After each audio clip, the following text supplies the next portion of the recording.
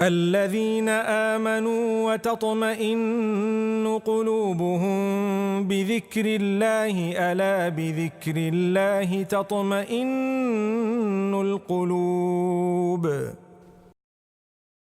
نحمده ونصلي على رسوله الكريم أما بعد وقال تبارك وتعالى في كلامه العزيز أعوذ بالله من الشيطان الرجيم بسم الله الرحمن الرحيم وَاذْكُرْ فِي الْكِتَابِ إِبْرَاهِيمَ إِنَّهُ كَانَ صِدِّيقًا نَبِيًّا۔ ابراہیم علیہ السلام جب ملک شام سے مصر کی جانب ہجرت کیے ہیں، جب ابراہیم علیہ السلام شام سے مصر کی طرف ہجرت فرمائے ہیں تو ساتھ میں آپ کی بیوی حضرت سارہ اور آپ کے بھتیجے حضرت لوط علیہ السلام دونوں بھی ساتھ تھے۔ تینوں جب مصر پہنچے، آپ علیہ السلام وہاں کے رسم و رواج کو، وہاں کے بادشاہ کی خصلتوں کو جاننے لگے۔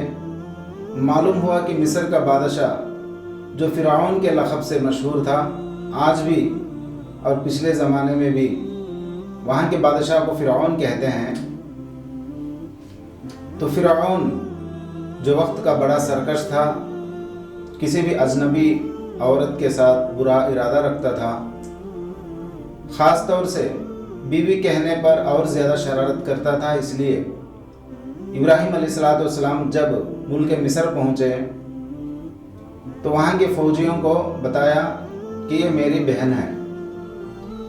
جیسا ابراہیم علیہ السلام نے توریہ کیا، یعنی ذو معنی الفاظ کو استعمال کیا۔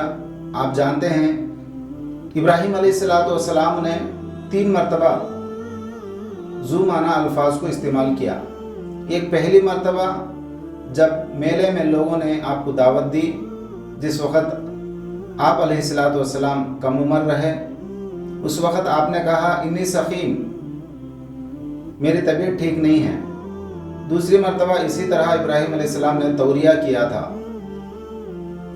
جب ابراہیم علیہ السلام بت خانے میں بتوں کو توڑے تھے تو جب لوگوں نے وہاں پوچھا تھا بل فعلہ کبیرہم ھذا فاسألوہم ان کانوا ینطقون، تو وہاں بھی آپ علیہ السلام نے، ابراہیم علیہ السلام نے توریہ کیا تھا، ذو معنی الفاظ کو استعمال کیے تھے۔ اور یہاں ایجپٹ میں بھی، مصر میں بھی جب داخل ہوئے، بیوی کو دینی بہن ہونا بتایا۔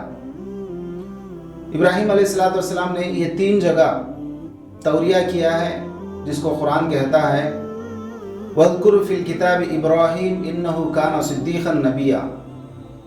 یہ ذو معنی الفاظ کو دیکھ کر کبھی ابراہیم علیہ السلام کو جھوٹ بولنے والا سمجھتے ہو؟ ایسا ہرگز نہیں ہے۔ ہمارے پیغمبر حضرت ابراہیم علی نبینا علیہ السلام سچے ہیں۔ ابراہیم علیہ السلام کی زندگی عراق سے شام، شام سے مصر، اور مصر میں جب داخل ہوئے تو الگ سے پریشانی، یہاں تک کہ بادشاہ نے بیوی کے ساتھ غلط ارادہ کیا۔ تنہائی میں جب بادشاہ ہاتھ بڑھاتا ہے تو اس کا ہاتھ شل ہو جاتا ہے اور وہ ڈر کر سوچنے میں لگ جاتا ہے۔ اتنے میں حضرت سارہ یہ سوچتی ہیں کہ اگر یہ مر گیا تو میرے اوپر الزام آئے گا، میرے اوپر قتل کا الزام آئے گا۔ اس لیے حضرت سارہ نے اللہ سے دعا کرتی ہیں اے اللہ اس کو صحیح کر دے۔ تو پھر وہ جب صحیح ہو جاتا ہے تو دوبارہ بھی ارادہ کرتا ہے۔ تو اما سارہ رضی اللہ تعالی عنہا نے اس کے لیے آخر مرتبہ پھر دعا کرتی ہیں، جب وہ کہتا ہے کہ اگر آپ 4تھی مرتبہ اگر دعا کر دیں تو میں ہرگز اپنا ارادے کو میں ہرگز دوبارہ ارادہ نہیں کرتا اور پورے طریقے سے میں بری ہو جاؤں گا، میں توبہ کرتا ہوں۔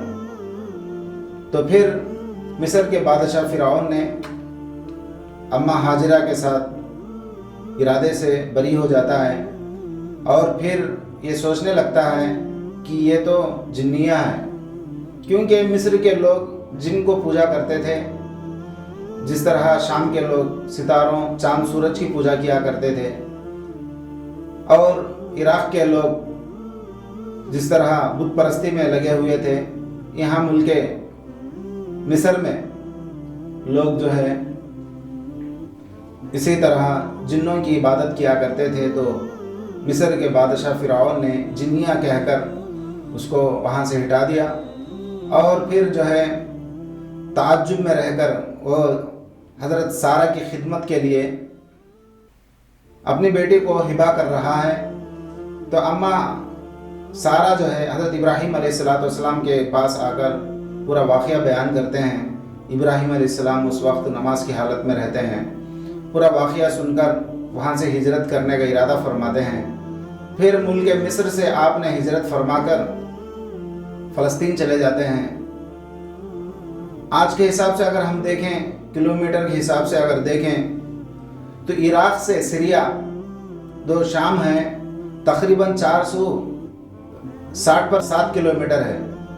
इसी तरह अगर हम देखें शाम से यानी सीरिया से इजिप्ट की तरफ जो दोबारा आपने हिजरत फरमाया 1180 किलोमीटर इतना दूर लगता है। फिर इसी तरह इजिप्ट से फ़लस्तीन अगर आप हिसाब लगाएं तो तकरीबन 690 किलोमीटर आपको जो है दूरी है।